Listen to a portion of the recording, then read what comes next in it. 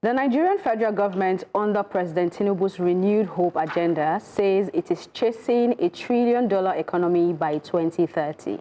To get there, it has rolled out some of the boldest reforms Nigeria has seen in decades. Fuel subsidies removed, exchange rates unified, uncontrolled ways and means financing ended, and a sweeping tax reform being introduced. Nigerians have been told to endure the hardship today for a better tomorrow. But the truth is, these reforms are being built on a system already eaten up by corruption.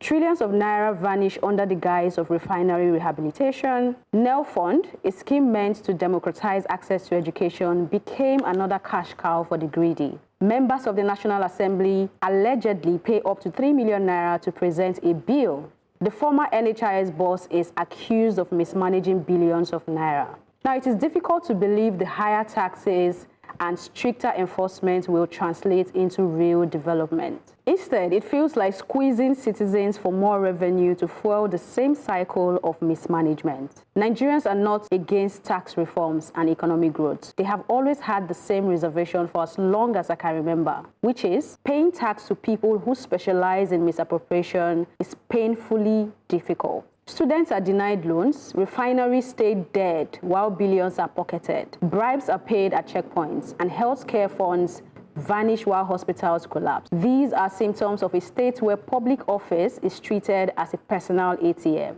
So as much as the reforms are taking place, we need to see this administration take a firm stand against corruption and misconduct. For Nigerians' hope to be truly renewed, these reforms need to match up to a truly renewed ways of doing things. There must be consequences for looting and misconduct. And as the people endure, we need to see that our endurance is not being trampled upon. Help us believe in this seeming renewed hope.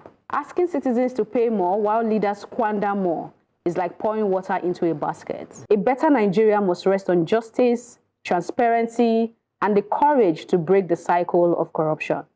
I think for me, I just want to really appeal to the government. Because it would make sense. Mm-hmm. It would make sense if you come into a system and you say, I want to change. I want to give you guys hope. Do you know the power of hope? Go and watch Sandman and you understand the power of hope. Hope is the only thing that makes sense in life.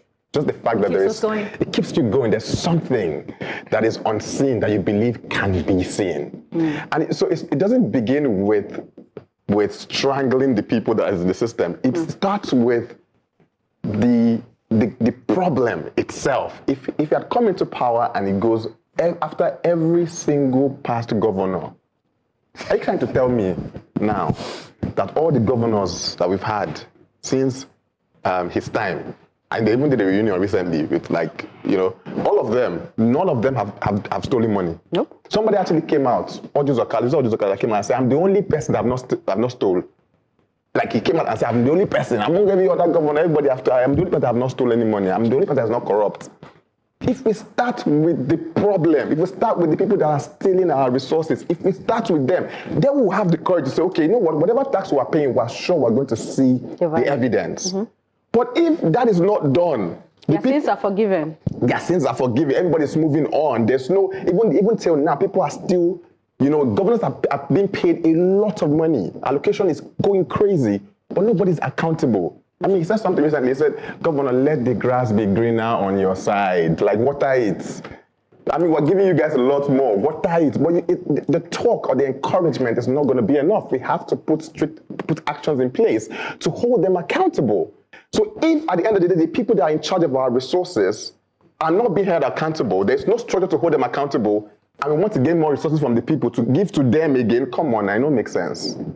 Okay, Nigeria, for me, we have an accountability and consequence problem. Mm-hmm. And this is not just a higher level of governance thing, it starts from the lower level.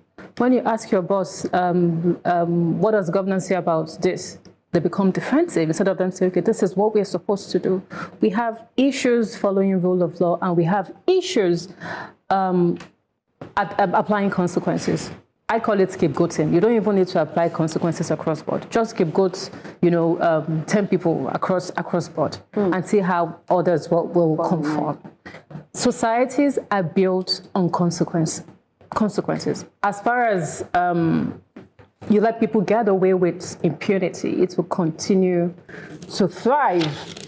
Hopefully, when we start paying more taxes next year, maybe we'll be able to demand and start holding our legs by the neck, like, okay, yes, I am paying this much. What are you using it for? All right, for me, I'll go back to a quote from you, Bright, and I'll marry to what you have spoken about. Bright said, right at the table today, that we have been so conditioned that when someone demands accountability, they're labeled enemies of progress. And when someone insists on standards, people roll their eyes and say, this is Nigeria, manage it. In other words, corruption has been institutionalized in Nigeria. It's our culture. Such that even when you go to the eatery, they're saluting you and they're saying, over the weekend, a bouncer actually followed us to the car to collect something. When my friend gave 500 naira, the guy looked at the 500 naira, looked at the man, so in your mind, now 500 naira, I what? So you see how that culture of entitlement, that's one. We keep seeing former state governors accused of corruption while in office, continually playing hide and seek with the EFCC. They're chairpersons of events. So now you tell people not to be corrupt. Yeah, I don't understand.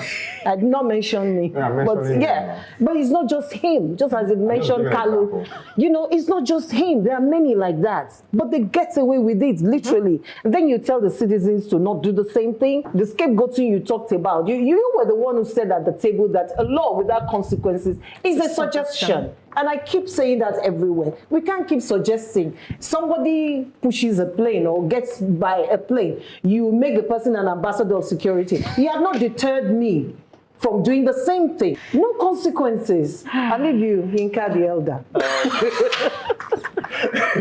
That's my new So, we have a president who said from the get-go that we can't stop corruption. He said that on live TV. And Even Obasanjo said. And he said that we can only control it. And Jonathan gave us yam and goats. And I think that while I agree with him, I think that from a positioning perspective, it's not good. We have to position and say firmly that we must have zero tolerance to corruption. That's where you signal to everybody that you're serious. Second thing is I agree with you absolutely, Uzuma. We have an accountability problem. And it's not just a government thing. Even in households, even in WhatsApp groups. Yes. Even in small groups. But I want to say that for us, in terms of, fighting corruption, the one way we can do it, is through the introduction of technology. And I'll give two examples of how that has worked. Number one is the whole international passport thing. We've seen how technology has somehow reduced corruption in that space, where if you want to get your passport before, we know what you have to do. But these days now, you find out that you can actually get your passport contactless. All right, so that's helping in some instance. Recently, I came aware of a particular tax audit, and when they put the liability through tax pro automatically calculated the penalty interest, stuff that FIRS from time will have weaved or through the back room, So with the introduction of technology, we can begin to reduce some of this corruption, issue.